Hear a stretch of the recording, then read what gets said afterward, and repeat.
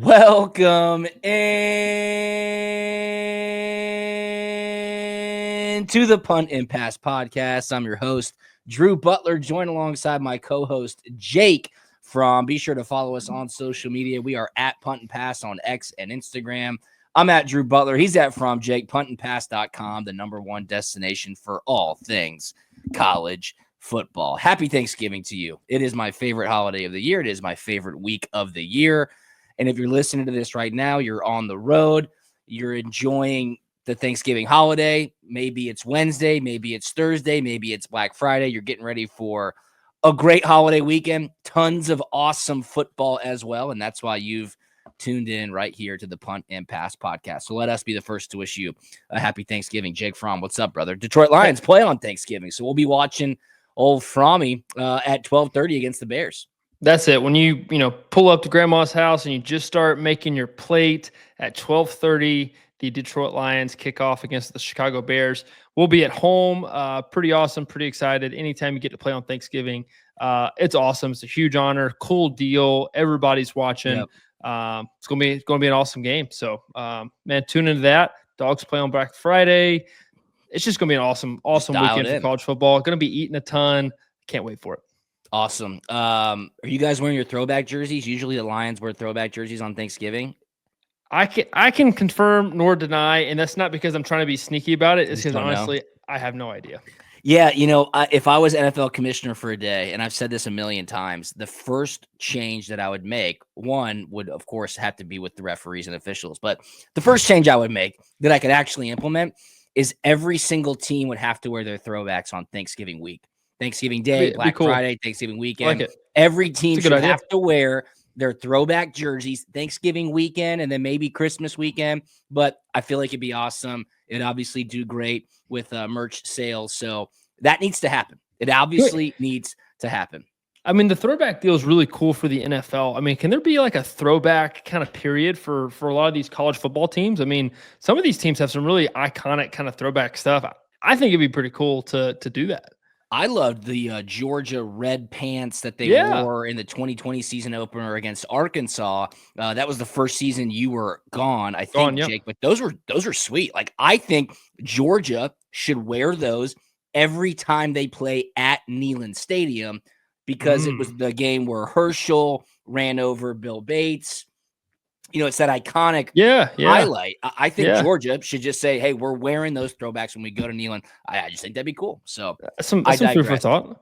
Hey, listen, those Red Grange Spencer, our producer, said the Red Grange jerseys from Illinois. I don't know if you saw those a couple of weekends ago, but those were sick. I wore the Bumblebee jerseys with the Pittsburgh Steelers my rookie year on their 75th anniversary. One of the ugliest jerseys of all time, but it was awesome. Hey, the way you get stuff done nowadays is you set it to an X poll, a Twitter poll, and just let the people vote. So let's see if we can get Josh Brooks to kind of get a little poll out there, throw a little feeler, and we'll see if we can make a little headway with this. Yeah, we'll put him on the spot. I like that idea. Thanksgiving weekend, everybody should wear throwback jerseys in the NFL. I mean, Lions, Bears, iconic. Cowboys, Giants, no brainer. Dolphins, Packers, are you kidding me? Like, it is perfect, especially on Thanksgiving Day. Another thing that's perfect when you're at home on Thanksgiving is to get into the Prize Picks app. Right now, Picksgiving is going on. So every single day, there is a new promo. If you have not signed up for Prize Picks yet, now is the time to do it. Use the promo code PUNT. Download the Prize Picks app. Use the promo code PUNT. Or go to prizepicks.com. Use the promo code PUNT. When you play your first $5 entry, win or lose, you instantly get $50 in your account. It is the best time to do it during the holiday season. Cross-sport entries. Pick 2 to 6 players. Predict that they will go more or less than their stat projection. And watch the winnings roll in. A couple weeks ago, I went to the World Championship. I got invited as a longtime partner. It was really cool. There were top-tier celebrities all over the place. I think I mentioned this, but Ruby Rose is the influencer that won among the celebrities. So she won like 80 grand. And she's got millions of followers. I mean, I didn't know who she was. She was really nice. But the coolest thing about the World Championship, Jake, is that regular players on the Prize Picks app got to get into a sweepstakes to essentially get paired up with a celebrity.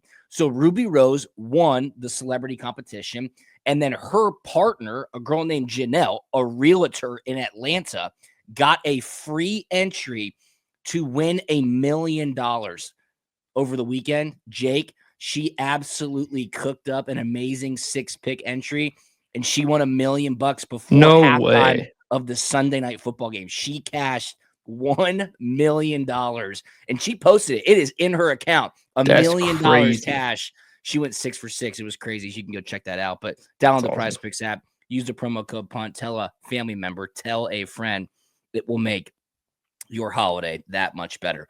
Okay, so we're recording this a little bit earlier in the week. As we said, it's Thanksgiving. Jake Fromm's got a game on Thursday. So we're going to go through a couple things here in 3 and Out, but the college football playoff ranking show will be breaking live during the show. So we will give you our instant reactions during the show, but we will start with something that we touched on a couple of weeks ago. I thought it was brilliant. It has to do with NIL. It has to do with Barstool Sports. El Presidente Dave Portnoy, he was on a podcast and he was just kind of riffing with Big Cat. And he said, hey, look, we don't have a quarterback at Michigan. We're the defending national champions. The fact that we don't have a quarterback is a joke. I will commit $3 million a year to make sure this never happens again. And I said the brilliant part of it is that he was directly correlating some marketing ads that this student athlete, whoever it would be, would have to do for Barstool, therefore making it 100% legal. Well, Bryce Underwood, the number 1 overall recruit, longtime commit to LSU, some whispers started happening that he might be thinking about switching that commitment over to Michigan. So Dave Portnoy, obviously you would think that he was in cahoots with Michigan's football program, the recruiting department, saying, what do I need to do to get this done? Reports came out that he had talked to Tom Brady, that Tom Brady had reached out to this kid. And then he got a phone call from somebody very important. And he said, this phone call changed everything. Here is what Dave Portnoy had to say. Hang around. It's about 1.5 minutes long, but it is fascinating. Go ahead and roll it, Spencer.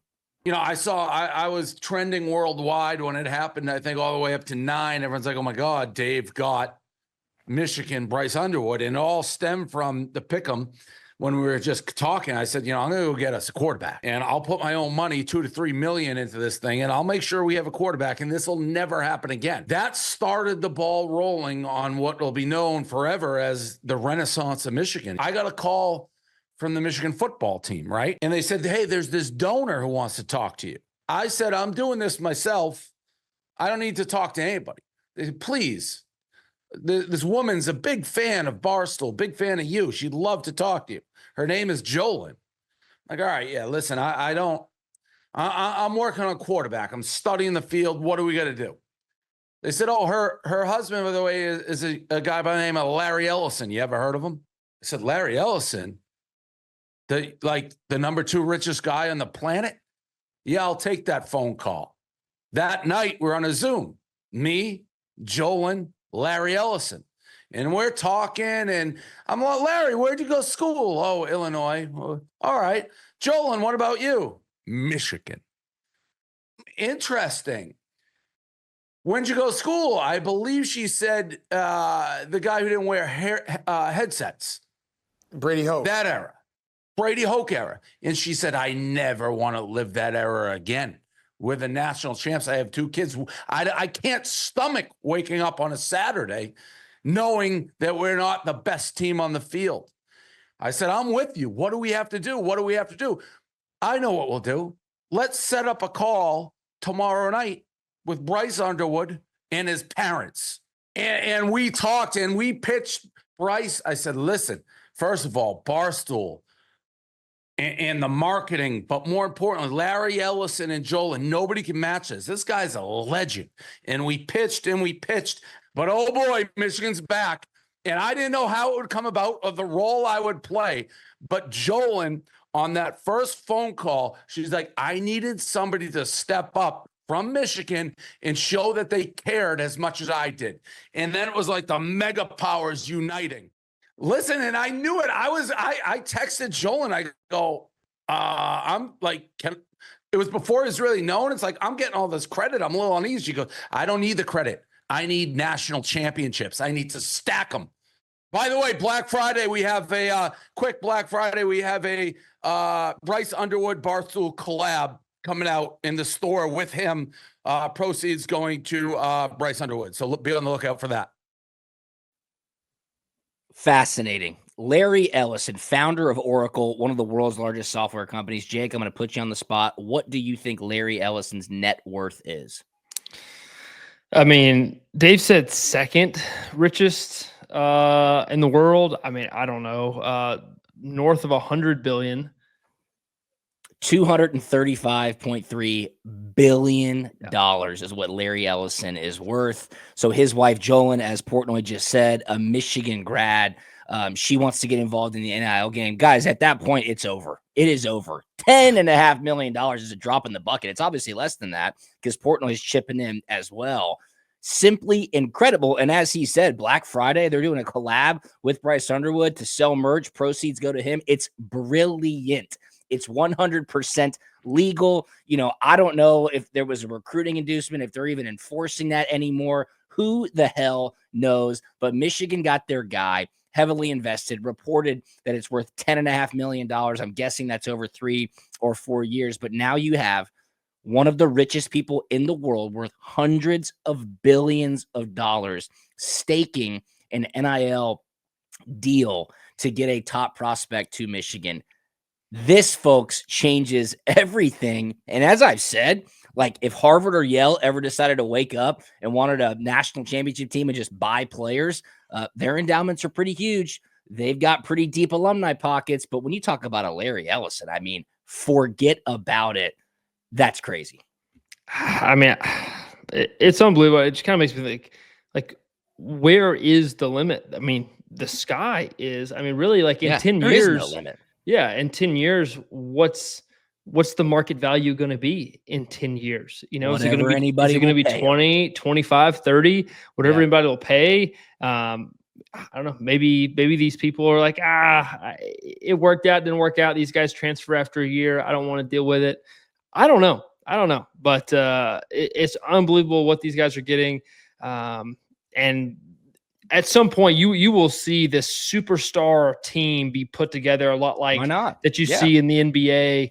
It will happen. I know it's kind of happening. You know, guys are going to the transfer portal and being aggressive, but at some point, you will see a incredible effort from all staff, all donors, and everybody will go all in and to basically buy the best team they can buy. And it's going to be interesting to watch and follow. All right, so now it's real. Larry Ellison involved. His wife said, I don't care about the credit. I just want national championships. Fascinating. Can I tell you my quick Larry Ellison story? Yeah, I love to hear it. I was in Hawaii with Jackie. This is in 2016.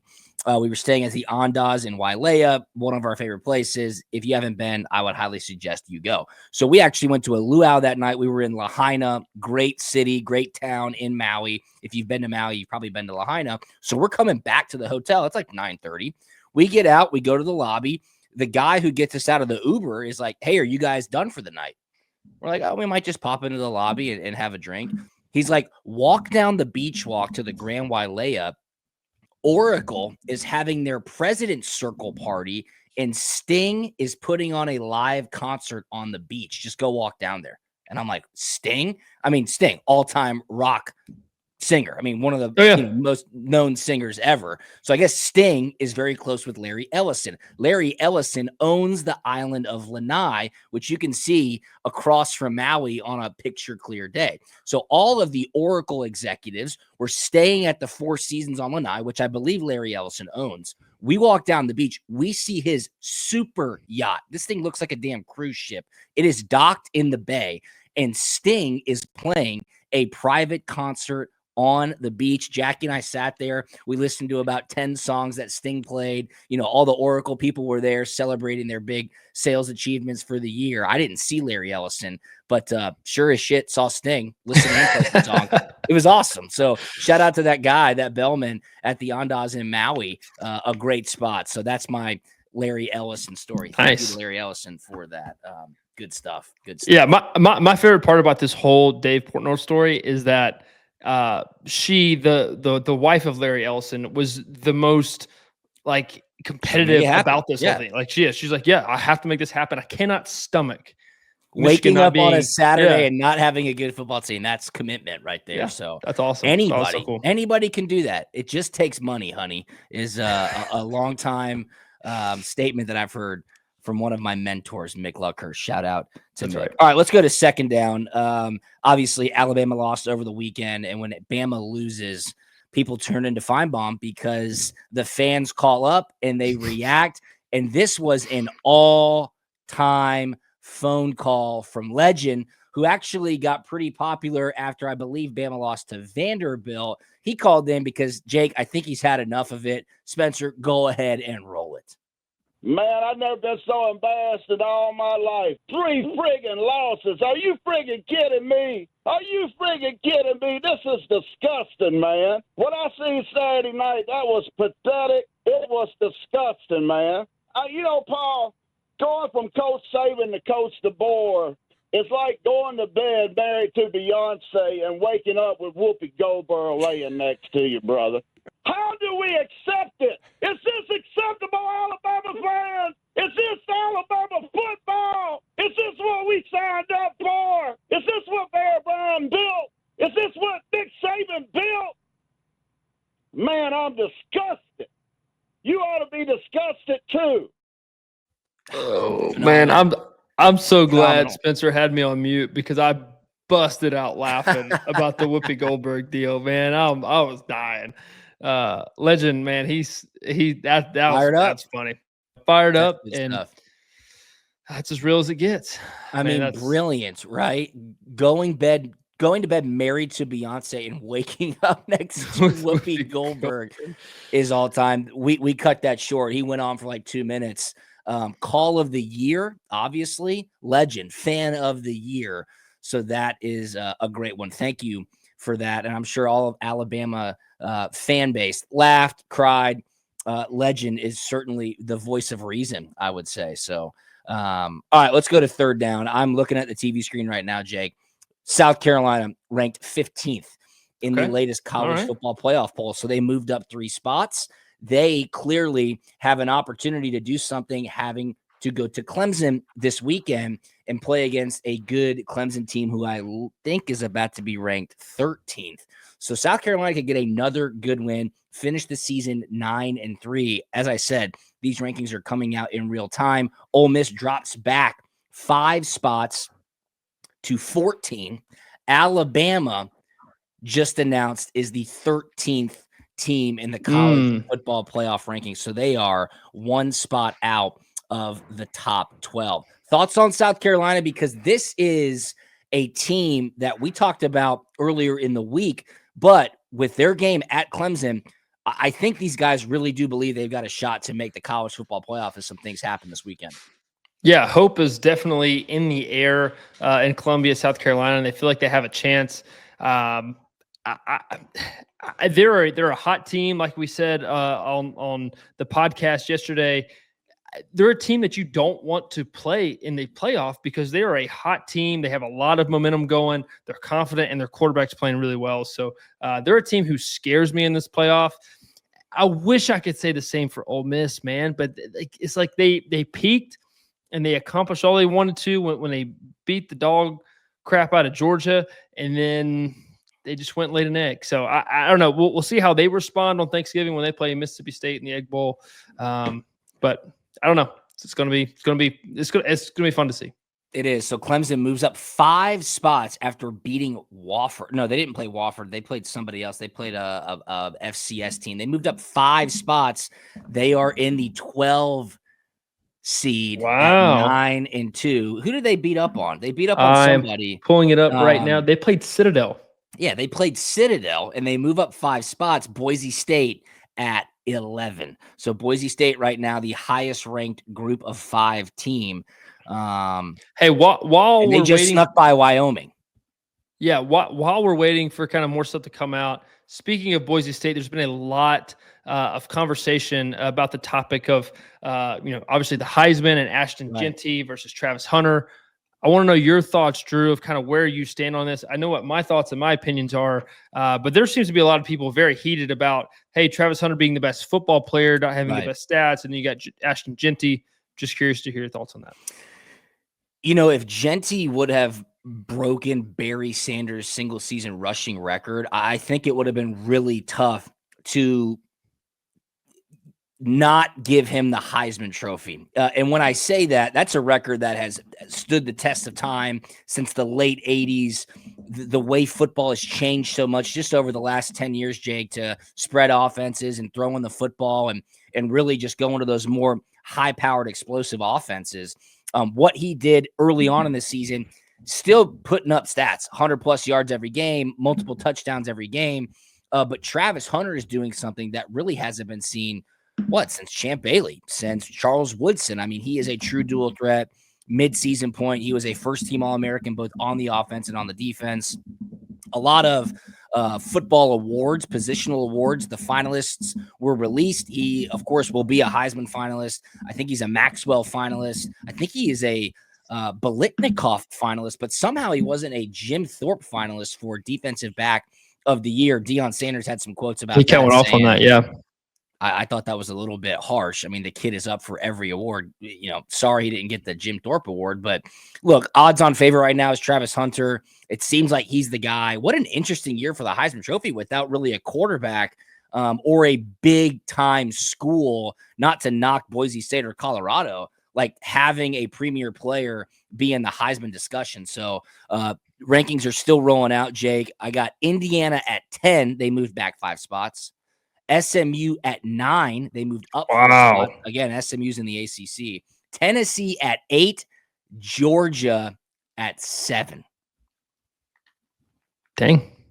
Georgia Tennessee at 7. 8, they moved Georgia up 3 spots. And, of course, Georgia beat Tennessee, so Georgia's going to be in front of Tennessee. Both of those teams are 9-2. Looks like Indiana is going to go to the college football playoff. I think they play Purdue this weekend. Purdue's one of the worst teams in the country.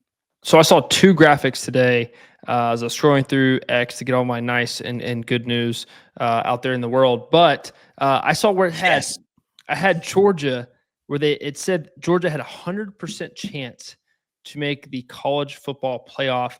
And yeah, I saw that too. And I don't know. I don't know kind of how they get that, because if they lose the next 2 games, if they lose to Tech and then lose the SEC championship, to me, they're out. And then in comes an Ole Miss, a South Carolina or Alabama to come in and kind of sweep that SEC spot there. So I don't believe that was true. And then I also saw a graphic comparing Ashton Jeanty's season with the 2015 Derrick Henry Heisman season. And Ashton Jeanty is blowing Derrick Henry's stats out of the water. Did you see who else were the finalists the year Derrick Henry won the Heisman Trophy? I'm kind of putting you on the spot, but no, I don't know. Yeah, I don't know either. Let's check. Derrick Henry Heisman 2015 finalist. Derrick Henry.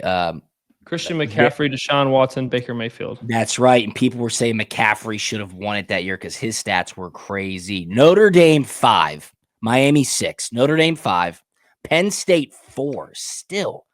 Wow. Texas hanging on at 3. And I mean, it's going to be Ohio State 2 and Oregon 1. Penn State's got the sweetest deal out of this because they don't have to play in a conference championship, and they get to guaranteed a home game. Yeah, they're guaranteed a home game at this point. So, man, they got the sweet end of this deal. Dang, I don't know. It's almost like, hey, I don't know. Do you just lose the right one, win the rest of them? Everybody thinks you're good, and you don't really get tested, but you squeak by, and you'll end up getting a home playoff game, which will be epic. I'm sure it'll be a whiteout. Hopefully, it's a night game and not a noon game. That place could be absolutely rocking. The reactions are rolling in. Again, people, this is real time. Clay Travis says Miami has no business being ranked above Georgia and Tennessee. That is utterly absurd, especially with the Hurricanes being ranked in front of Georgia, talking about strength of schedule, talking about strength of record, talking about the amount of top 10 wins that Georgia has had. Peter Burns' SEC Network chimes in, says Clemson at 12 is incredibly hilarious. One strong opponent this season, Georgia, and they lost by 31. What are we even doing here? So right now, Spencer, I'm trying to find the graphic because ESPN just put it out. Right now, in the first round, Jake, if it were to happen and these seeds are set, Georgia hosts Tennessee in Sanford Stadium. I mean, are you kidding me? Are you kidding me? They just played. I mean, they won't do that. Insane. They won't do that. They won't do that. No, they'll figure it out, because when it's this is to get everybody talking, like the talking heads like you and me are doing right now. Yes. But when push comes to shove at the very end, that's when it's all about TV ratings and getting the matchups that they want. Penn State, you said it best. They are sitting pretty for sure. And shame on the TV networks if they do not give Penn State a night game so they could do a whiteout, because they didn't get the opportunity to have a premier whiteout game. It should have been the Ohio State game, but of course Fox put that game at noon because they get first pick. Penn State's going to host a college football playoff game at night, and that place will be totally electric. It's just, and Penn State didn't move, and they just squeaked by Minnesota. But Boise State is the 11th ranked team, and since they are a top 4 conference champion, they are ranked higher than the Big 12 champion. They get a bye week, and they are considered the 4 seed in the college football playoff. That is absurd. That is absurd. I think Iowa State, I think Arizona State, I think BYU or Colorado would beat Boise State. I think those teams are better than Boise State. The fact that they're the 11th ranked team, but get to move up to 4 and get a bye is crazy. So here's the scenario based on these rankings, Jake. We just talked about it earlier this week. Georgia, after the Georgia Tech game, would have 5 more football games. SEC championship against Texas or Texas A&M. Turn around, host Tennessee and play them for the second time in a month. And then try to move on and win 3 more games to win a national championship after everything they've already accomplished. That's crazy. Thank you. There it is. Thanks, Spencer. The best. Spencer Ray of Odyssey, throwing it up right here on our YouTube channel. Man, that's a lot of games. Week 14 12-team college football playoff bracket projection. Ohio State hosts Arizona State. Georgia hosts Tennessee. These are the first round games. Penn State hosts Indiana, a Big Ten conference game. And then Notre Dame hosts SMU. I'm speechless. So the buys. Boise State gets a bye. Oregon gets a bye. Miami gets a bye. Texas gets a bye. Again, these are all projections. They're just putting the highest ranked conference teams in as the quote-unquote conference champions. So, of course, all of those subject to change. But Boise State getting a bye over a team like Georgia, over a team like Ohio State. Hey, Penn State, Notre Dame. It's crazy, dude. It's crazy. Drew, I got a question for you. Maybe you'll know, maybe you won't. I have no idea. So when they set this bracket, is it set? So say 12 Arizona State upsets number 5 Ohio State. Yes, it is set. There's no reseeding. They are going to go play Boise State. That's correct. Gotcha. Yes. So all of those teams that get a bye week will have the opportunity to sit back, watch, scout the 2 teams who are playing to get the opportunity to go to the bowl game in which they're set to go. So again, this is why it's all broken. I'm talking about the 12-team college. The system is broken. Because Texas, who's the 3rd ranked team, moves up to 2. Right? Ohio State, who's the 2nd ranked team, right, is now the 5th seeded team. Miami moves up to 3. It's just also confusing. I don't understand how any fans, like any just casual fans, would know why or how they're coming up with this. I won't go on my spiel about just broadcast the meeting so we know what the hell's being said. But, and look, I'm getting worked up over nothing. Things are going to change. This weekend, surely some crazy stuff's going to happen. Next weekend, conference championship weekend, surely there'll be an upset here or there, which is going to throw a wrench into everything. But you know what? I guess credit to them because they get people amped up. You have one SEC versus SEC matchup and one Big Ten versus Big Ten matchup in the first round of the college football playoff. Yeah, we don't want to see that. We don't want to see that. Nobody wants to see that. That's stupid.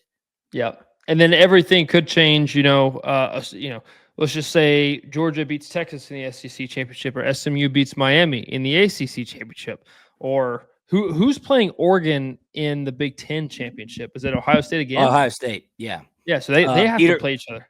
Peter Burns chiming in again, real time, people. He just tweeted this out. I swear if the college football playoff gives us a Big Ten versus Big Ten and an SEC versus SEC matchup in the first round, I will lose my ever-loving mind. There's no way they'll do that.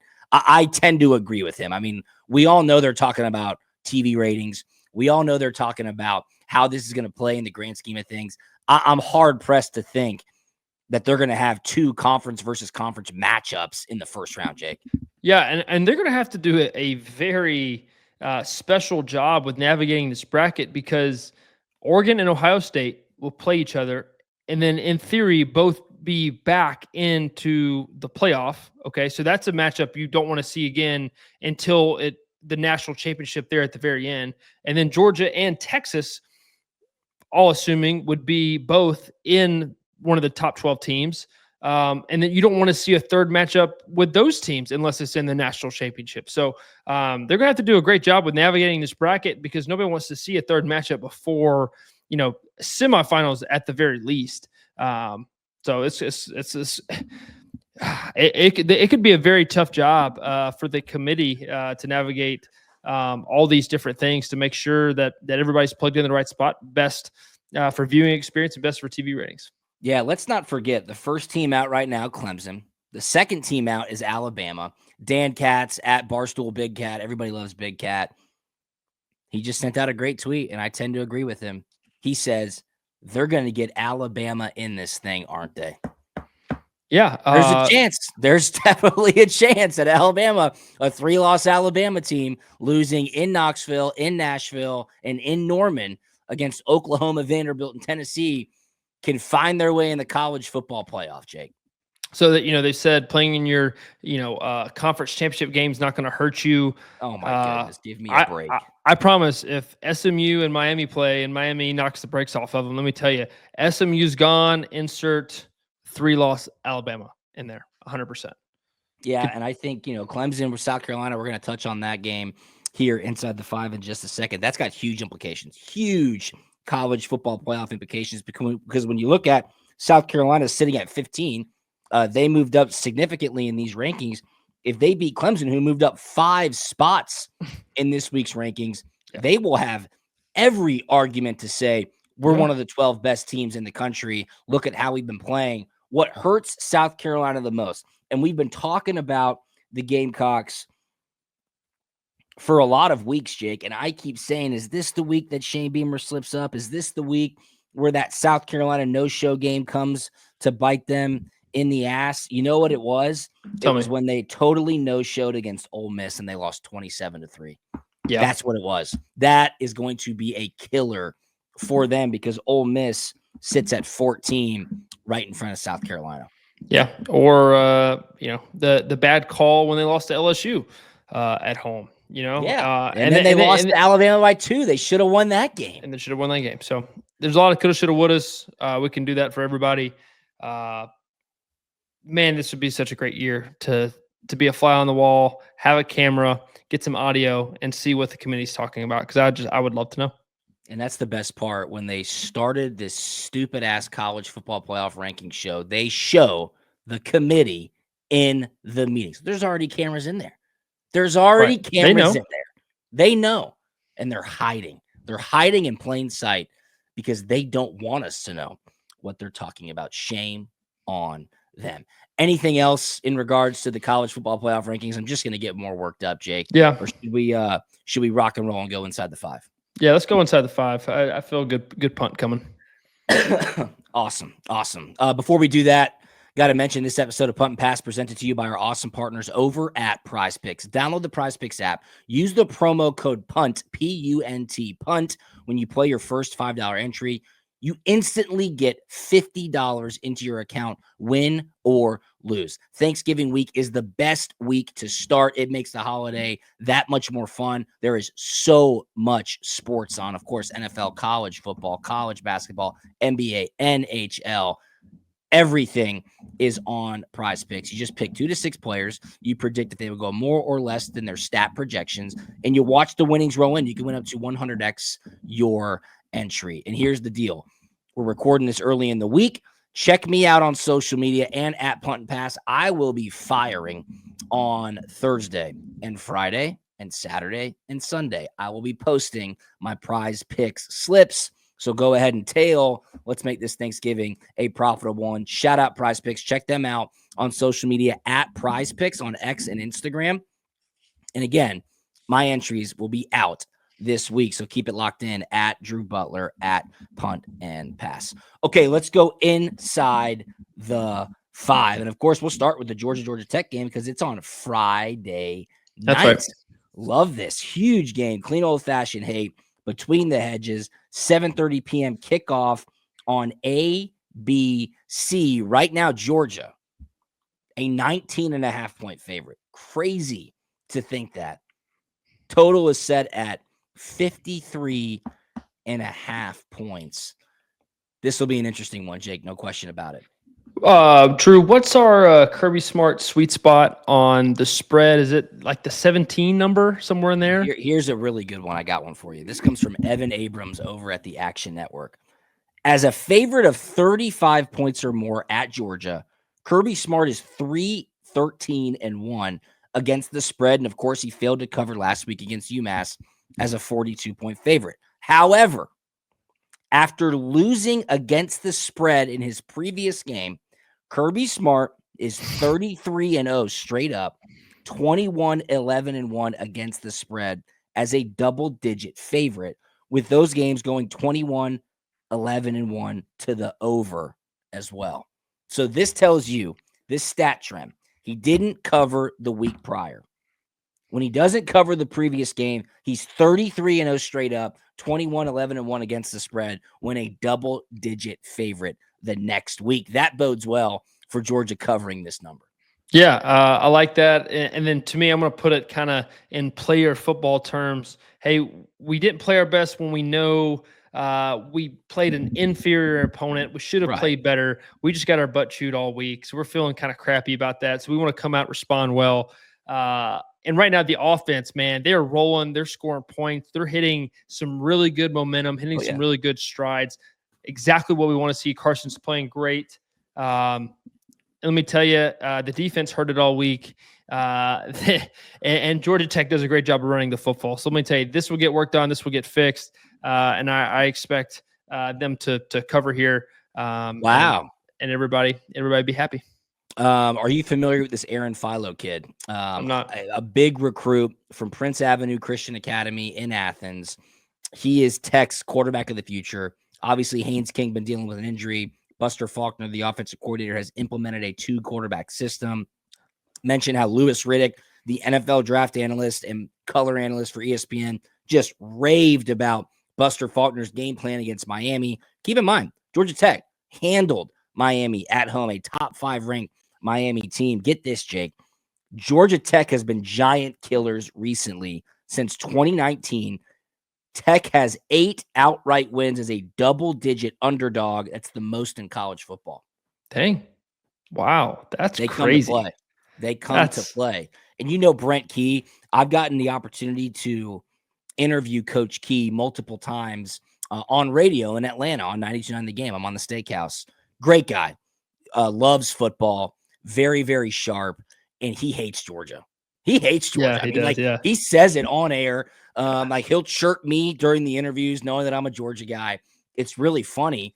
This offseason, he made those quotes about, there's very few things in the world that I hate more than Georgia. And people, that matters. It just does. And I realized he was the offensive line coach at Central Florida in 2010.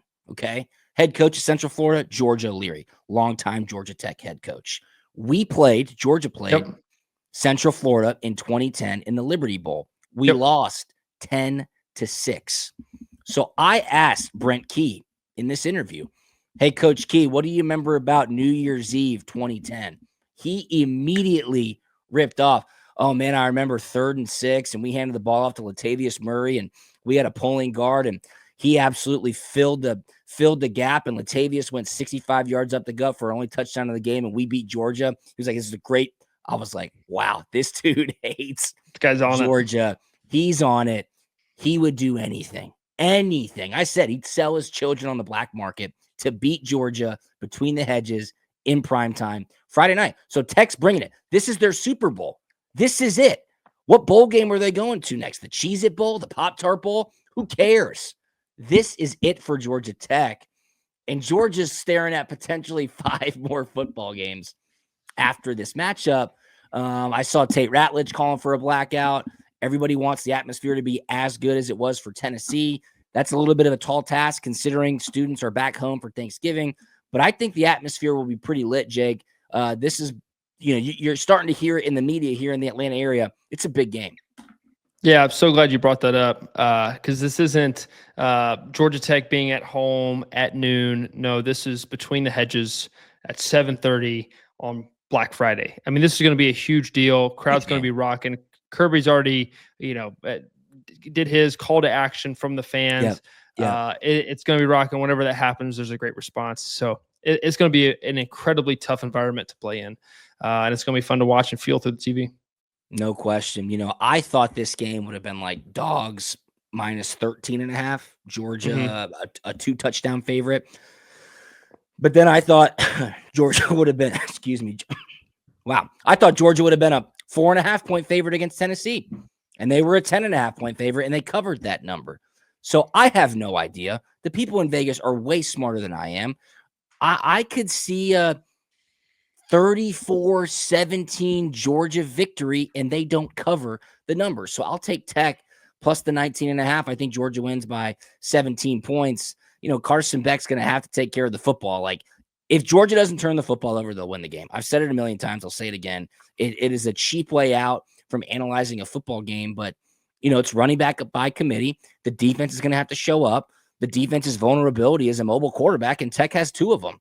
Buster Faulkner knows Glenn Schumann very, very well. Used to coach at Georgia, so he knows their weak spots. He watched UMass run it up and down the field on the Dogs last week. They're licking their chops. They want to come in there and destroy Georgia's season, and they have a great opportunity to. I think Georgia battens down the hatches, hunkers down, wins the football game, but I don't think they win it by 3 touchdowns. That's a lot. So I'll take Tech plus 19.5. Yeah. I'm going to have to completely disagree on this one, but that's okay. Okay, good. I think they're getting it fixed, and I think it's going to be a spanking. Gonna be a spanking, Jake Fromm right. says. I love to hear that. Next game up, Tennessee at Vanderbilt. Again, big-time college football playoff implications. Has Vandy kind of lost their luster late in the season? It's in Nashville, noon kickoff, ABC. Tennessee, a 10.5-point favorite. The total's 48.5.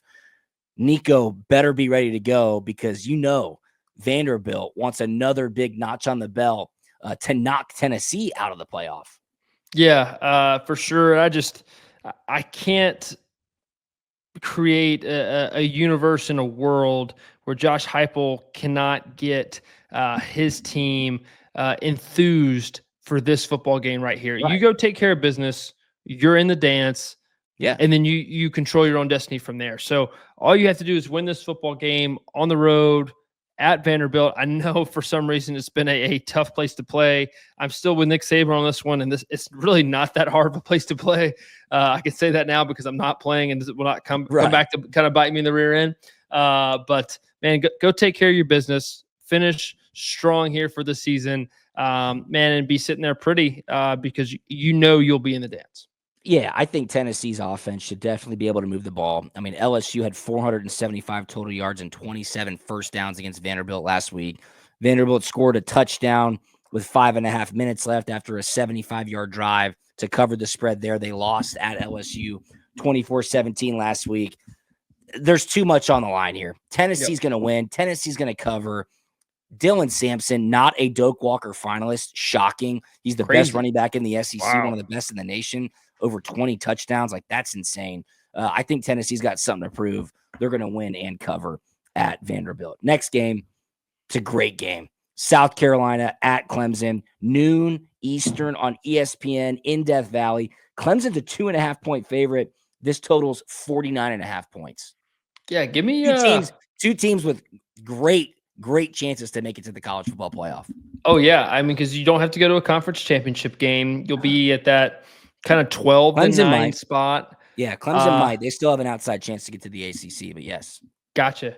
I mean, the motivation is there for both these teams, the rivalry. This is a big football game. I just think I think South Carolina's just hot. Man, they're that hot team right now. They got the hot hand.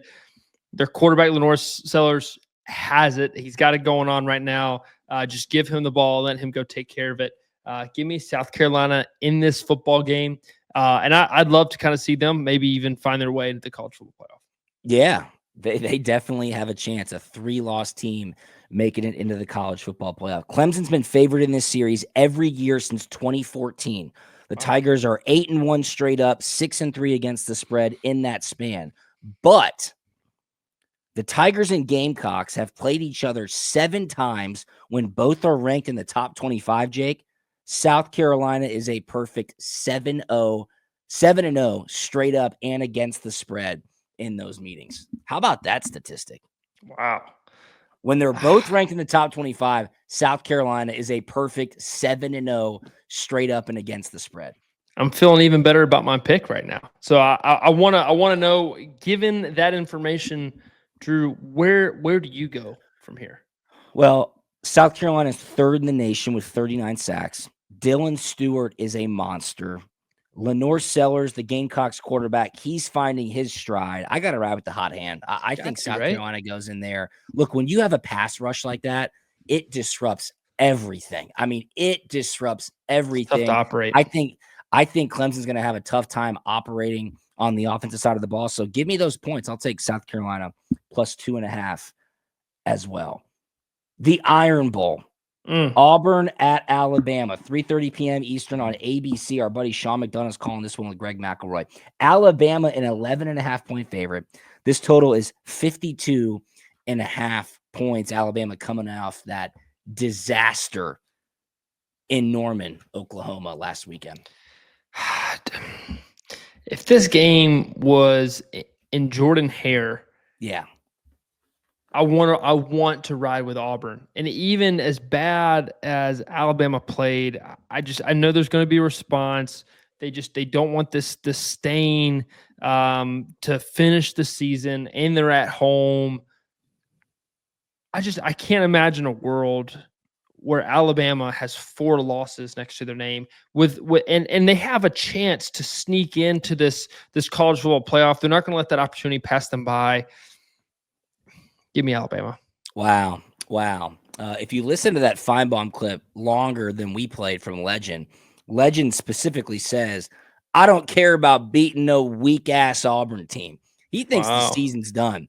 And he says Kalen DeBoer doesn't have it. There are articles, you can go find them, where people are simply saying DeBoer's not the guy and that Hugh Freeze is going to have his number this weekend. I think Auburn riding high after that great 4 overtime win against Texas A&M, letting it go last year on 4th and 31. Like, they have the recipe on how to stop Jalen Milroe. And if you stop Jalen Milroe and limit him and his ability with his legs, that offense crumbles.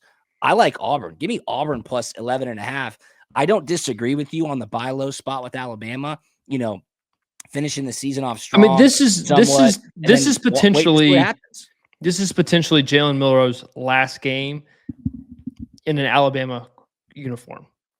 Wow. He's not going to repeat what happened last week. He will not let that happen. He will not go out that way. I know he's a competitor, and I'm just not seeing the world where Alabama doesn't fight to dig themselves out of the hole they find themselves in. And have a chance to go to the college football playoff. Again, the beauty of these games is that all of them have college football playoff implications. Speaking of Milroe's potential last game at Alabama, because if they go to a meaningless bowl game, I doubt he plays. Right. He might. I doubt it, though.